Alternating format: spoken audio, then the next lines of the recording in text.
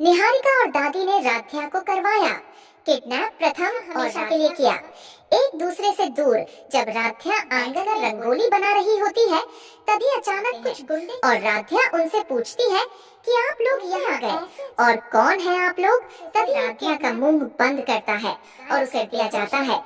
अगर आप राध्या के सपोर्ट को लाइक और चैनल को सब्सक्राइब करके कमेंट में जरूर लिखें। मित्तल भवन की सुबह दिखाई दे रही थी, लेकिन किसी को अंदाजा नहीं था कि का सबसे भयानक मोड़ बनने वाली है उस पल से होती है जब मिलकर एक ऐसी खतरनाक चाल चलते हैं जिससे हमेशा हमेशा के लिए एक दूसरे से दूर हो जाए।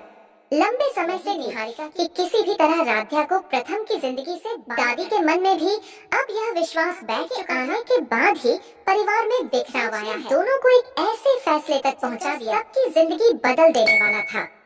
उन्होंने तय किया कि रात दिया जाए कि सबको लगे वह खुद ही और धीरे धीरे प्रथम भी उसे भूलने पर मजबूर हो जाए। इन सब साजिशों की कोई खबर नहीं थी। वह उस दिन मित्तल भवन के आंगन बैठी रंगोली बना रही थी। सुबह की हल्की धूप आंगन में फैली थाली के बीच बुलबुल उत्साह से अलग अलग राध्या उसे सिखा रही थी। धीरे धीरे फैलाकर फूल जैसा पैटर्न बुलबुल बार बार हंस रही थी और कह रही थी दादी भी खुश हो जाएंगी। राध्या भी मुस्कुरा रही थी। धीरे धीरे सब ठीक हो रहा है। घर के बाहर एक काली गाड़ी आकर चुपचाप उसमें बैठे दो आदमी आस पास का मुआयना कर रहे थे। दिए गए थे कि काम बिल्कुल चुपचाप होना चाहिए और चाहिए।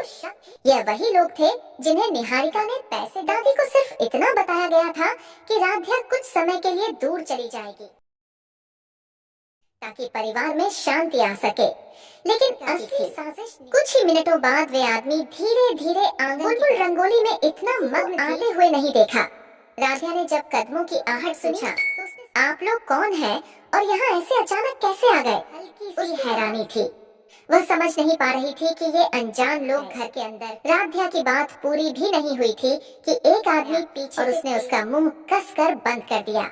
इससे पहले कि वह कुछ समझ पाती, हाथ पकड़ लिए। बुलबुल घबरा गई और जोर से तभी उस आदमी ने राध्या किया जिसमें बेहोशी की दवा थी।